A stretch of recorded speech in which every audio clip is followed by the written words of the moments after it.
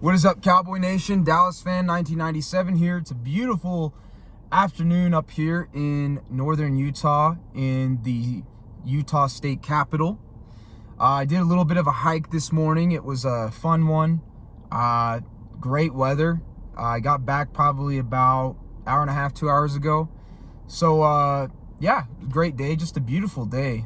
Beautiful day. If you live anywhere in the Mountain West or anything like that, Pacific Northwest, get outside, man, and enjoy the outdoors, because it's just something that I've always loved to do. I've been doing it since I was really young. Just get out there and enjoy it. Get out there and enjoy it if you can. But today, I want to bring up some concerns I have with the Dallas Cowboys going into this season. Let me adjust this a little bit. There we go. Believe it or not, Cowboy Nation, you know me. I've already kind of talked about what I think about the Cowboys roster going into this season. And I like our roster a lot. I really do. But I told you that there's two concerns that I had, and that's the performance of Dak Prescott, especially in the big games, and the coaching of Mike McCarthy. The first concern I'm going to bring up is an altercation that happened the other day in training camp. We all know, the Trayvon Diggs and Dak Prescott altercation. A lot of people are playing it off like it's no big deal. A lot of people are playing it off like, oh, they were just trash talking. And, maybe that's the case. I don't want to say if it is or isn't, but there's a lot more to it than I think is being said. And it's something that does concern me going forward. It's seeming more and more like a lot of the players on this roster, they don't really respect Dak Prescott. And whether you like Dak Prescott or not doesn't really matter. That's a problem going forward. You can have all the talent in the world, but if there's big-time locker room discrepancies, especially with the guy that's supposed to lead the team, Dak Prescott, there's a problem. We've already seen Mike McCarthy has had to come in and basically tell these players to calm down and, take it easy on Prescott and things like that. He's doing what a coach should do in that situation, But that's a problem. I'm seeing problems with Dak Prescott that I saw with another quarterback who's no longer playing in this league and no longer on the team that drafted him. And believe it or not, this quarterback was drafted by an NFC East team as well, and was drafted the same year as Dak Prescott, Carson Wentz. If y'all go back to, I think it was 2019, 2020, a lot of players were, questioning, Carson Wentz. They were kind of trash talking him and stuff like that. And if you didn't notice, Carson Wentz didn't last too long after that. He was traded off to the Indianapolis Colts. He ran into similar problems there. And then, of course, Washington. I don't actually blame what happened to Washington last year on Carson Wentz. I think that was coaching.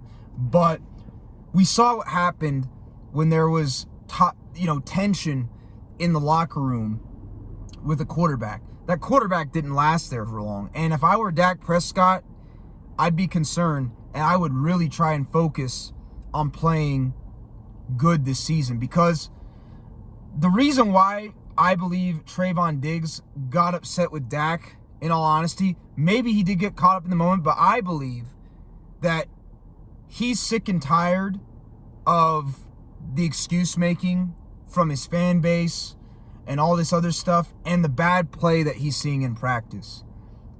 You have to understand, these players, especially Trayvon Diggs, know that Dak Prescott was the main reason why they did not go to the NFC Championship game last year. He is the main reason why the Dallas Cowboys failed to go to the NFC Championship game last year. His performance in the biggest games have not been good. He hasn't been good against teams with winning records, and he's failed to come through when the team has needed him in the biggest moments.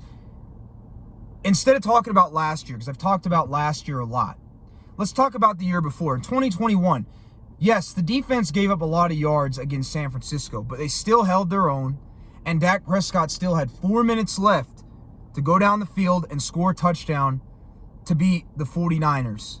And he failed to do that, despite having 4 good receivers in Wilson, Amari Cooper, CeeDee Lamb, Michael Gallup. Or I think Michael Gallup was actually hurt that game. Yeah, he was, because he got hurt against the Cardinals. But still had 3 really good receivers, and he failed to take us down the field and win that game. This year, we don't even need to talk about it. He just played poorly against the 49ers.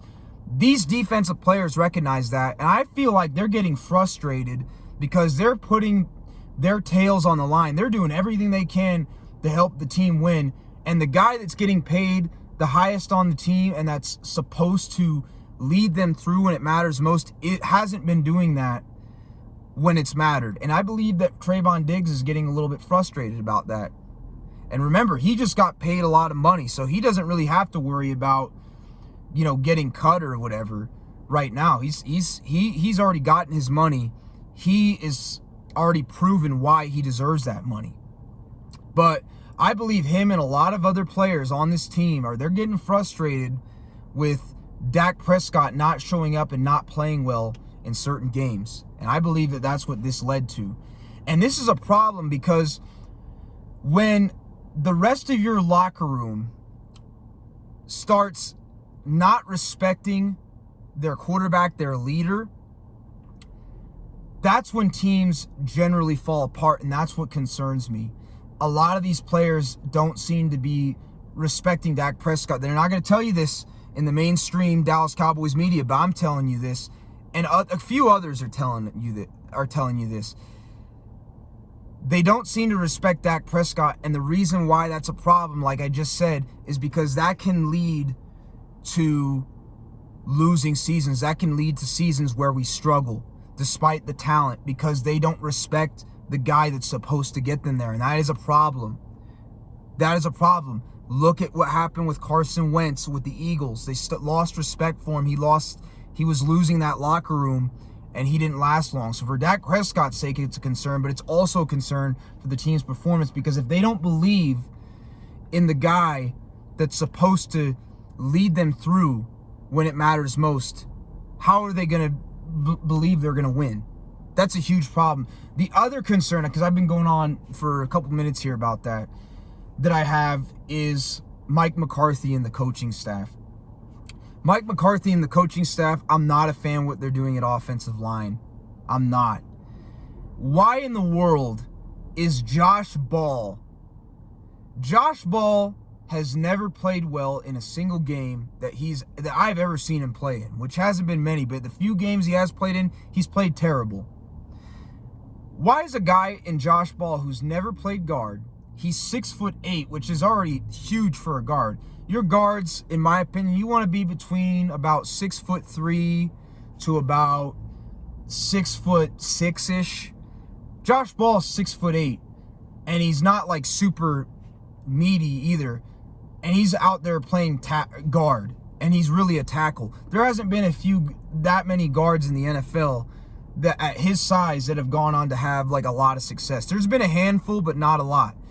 But besides that, Matt Farniok, he came in last year and started a couple games when Connor McGovern got hurt. And by the way, he played extremely well in those games. And guess what games those were against? He played against the Cincinnati Bengals, who have a good defense, and the New York Giants, who have a good defense, and did very well against those teams. He came in and filled in for Connor McGovern and did a great job. Why is a guy that has proven himself to be a relatively serviceable starter in Matt Farniok behind the depth chart on Josh Ball, who has yet to prove that he's really any good? He's played bad in every single game that he's ever played in, and he hasn't been looking that great in practice either. Why is that? The politics with Mike McCarthy has been a issue I have talked about since he's been here. Just like in 2020 when he first got here, he was starting Aldon Smith, yet Randy Gregory was outplaying him. He was starting certain offensive linemen that were his guys over guys that were truly better players. They outperformed the guys he had out there. I don't trust Mike McCarthy at all. I'm not the biggest fan of Mike McCarthy. I don't know if I've made that clear. I'm not the biggest fan of Mike McCarthy at all. I think he's a highly overrated coach. And a lot of people have talked about this, but he aligned himself with the Dak Prescott fan base. BC, shout out to him. He brought this up. He aligned himself with the Dak Prescott fan base, so when things went bad, he would have support.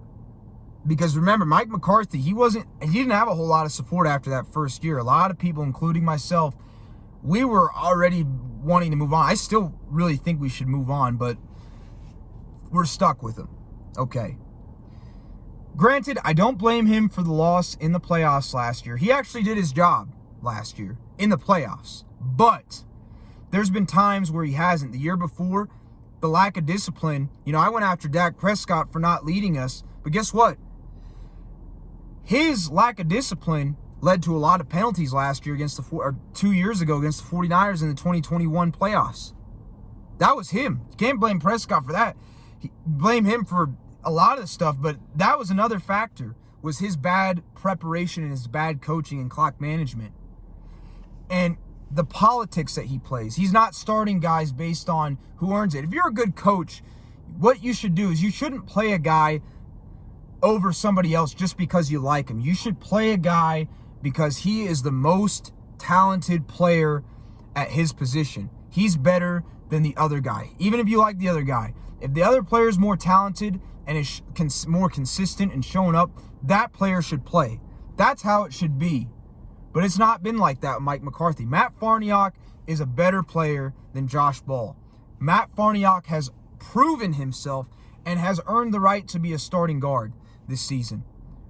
Josh Ball has done nothing of those sorts. So why is he higher on the depth chart than Matt Farniok? Doesn't make sense. The only thing it goes back to is politics, and that's the one thing I hate about Mike McCarthy is the freaking politics, and it's been a problem that he's had since he's gotten here.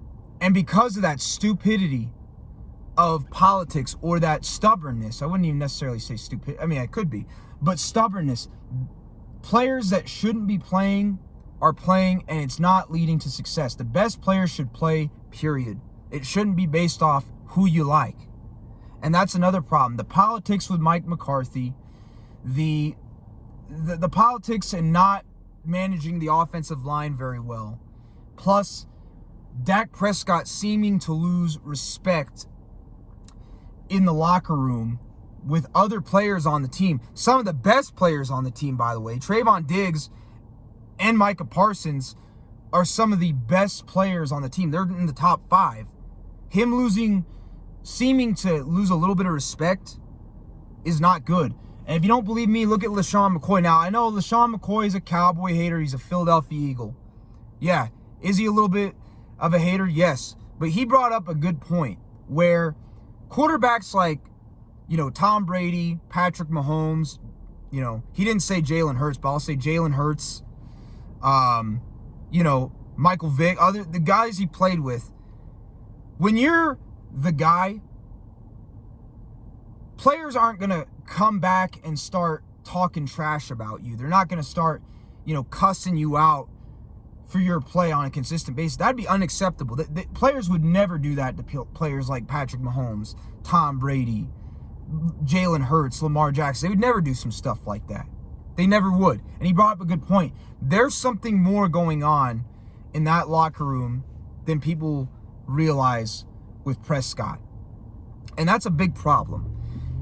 We've already seen when players have come out and talked, or not talked badly, but have been critical of Dak Prescott, they don't last in Dallas very long. First example, Dez Bryant. Dez Bryant came out and criticized Dak Prescott, justifiably so. We went through the film and saw it was justifiable.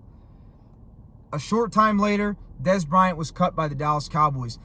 2 years ago, not that long ago, Amari Cooper, he's not Dez Bryant. Amari Cooper's kind of a more calm, chill, doesn't really say much kind of guy. He's kind of just laid back. He even came out and said that, Dak was basically Kirk Cousins. And once he came out and criticized Dak for not getting him the ball, he got traded for a 5th-round pick. So a lot of people, they're trying to do this stuff to protect Prescott, and I get it. But, you know, there's a lot more going on than I think people realize, and that's a problem to me. And that's something that could absolutely screw up the season going forward, and that is why I'm concerned about it. Not respecting the guy that's supposed to be the leader of your locker room is a problem, and it can lead to an unsuccessful season. It can lead to an unsuccessful season. The coaching staff not knowing what they're doing and playing players based on politics and not by who's proved it or who's the most talented or who fits the scheme best is a problem. And those are the two biggest problems I have and the biggest concerns I have going forward into this season. Anyways, Cowboy Nation, let me know your thoughts in the comments. Let me know if when the players seem to start losing respect for their the guy that's supposed to be the team leader, if that's a problem. And let me know if you think the coaches playing players seemingly based off of politics and not who's better or who's more talented is a problem. Let me know that in the comments section. I'll talk to you guys later. Peace.